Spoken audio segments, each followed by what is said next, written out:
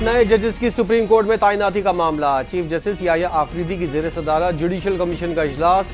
Justice عامر فاروق، justice صلاح الدین Panhwar, justice شفیع Siddiqui, justice ہاشم Kakar, justice اشتیاق ابراہیم، justice Shakeel Ahmad کو supreme court کا جج بنانے کی منظوری۔ جوڈیشل کمیشن نے سپریم کورٹ کے 6 ججز کے ناموں کی منظوری دے دی۔ جسٹس میاں گل حسن اورنگزیب چیف جسٹس اسلام آباد ہائی کورٹ کی دوڑ سے باہر۔ سپریم کورٹ کے عارضی جج مقرر، اعلامیہ جاری کر دیا گیا۔ آرٹیکل 181 کے تحت جسٹس میاں گل حسن کی سپریم کورٹ میں تعیناتی۔ چیف جسٹس نے ٹیکس مقدمات نمٹانے کے لیے جسٹس میاں گل حسن اورنگزیب کی تعیناتی کی رائے دی تھی۔ اسلام آباد ہائی کورٹ کے جسٹس بابر ستار اور جسٹس سردار اعجاز اسحاق سے قانونی امور کی ذمہ داریاں واپس لے لی گئیں۔ ایڈیشنل جج جسٹس راجہ انعام منہاس قانونی امور کے جج مقرر۔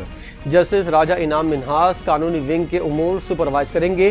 چیف جسٹس اسلام آباد ہائی کورٹ کی منظوری سے نوٹیفیکیشن جاری۔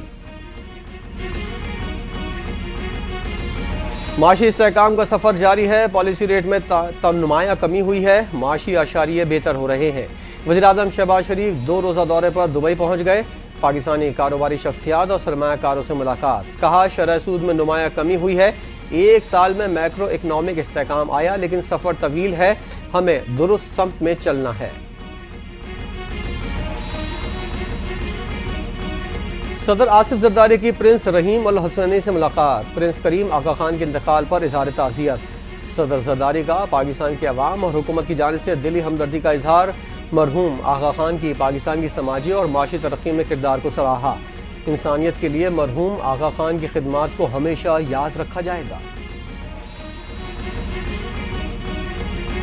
وزیر قانون اعظم نذیر تارڑ کا پیکا ایکٹ میں ممکنہ ترمیم کا عندیہ۔ پیکا پر تمام اسٹیک ہولڈرز کی مشاورت تاحال جاری۔ اعظم نذیر تارڑ کی اسلام آباد میں پارلیمنٹ ہاؤس کے باہر گفتگو۔ کہا کوئی بھی قانون مستقل نہیں ہوتا، پارلیمان کا اختیار ہے کسی بھی قانون میں کسی بھی وقت ترمیم کر سکے۔ پاک بحریہ کی کثیر القومی امن مشق کا 4تھا روز۔ امن ڈائیلاگ کی پروقار اختتامی تقریب کا انعقاد۔ تقریب سے پاک بحریہ کے سربراہ ایڈمرل نوید اشرف کا خطاب۔ کہا میری ٹائم سیکیورٹی کے لیے 2 طرفہ تعاون کو فروغ دینا ہوگا۔ امن ڈائیلاگ میں شرکت پر تمام شرکاء کے مشکور ہیں۔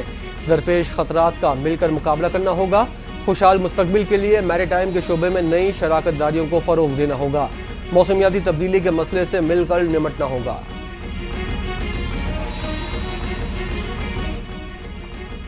بانی پی ٹی آئی نے آئندہ ہفتے army chief general Asim Munir کو ایک اور کھلا خط لکھنے کا اعلان کر دیا۔ بانی پی ٹی آئی کی بہن علیمہ خان کی اڈیالہ کے باہر گفتگو۔ کہا آزادی کی جنگ ختم نہیں ہوئی، جو لوگ اس جنگ میں شریک ہیں تاریخ انہیں یاد رکھے گی۔ چیف جسٹس یحییٰ آفریدی فیصلہ کریں، آپ نے رول آف لاء کے ساتھ کھڑا ہونا ہے۔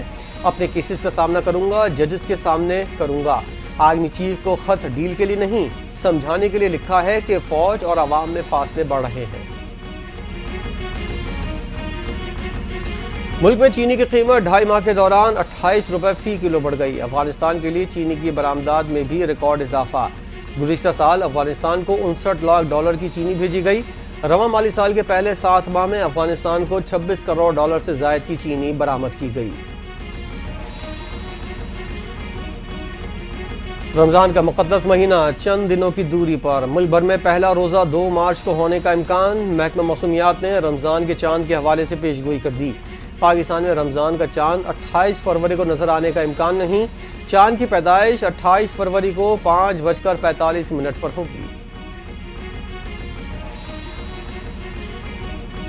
اور پاکستان فٹ بال ٹیم ایشین کپ 2027 کے کوالیفائر سے باہر ہو گئی۔ فیفا کی پابندی کے باعث پاکستان شرکت نہیں کر سکے گا۔ اے ایف سی نے پاکستان کی ایشین کپ 2027 کوالیفائر سے معطلی کی تصدیق کر دی۔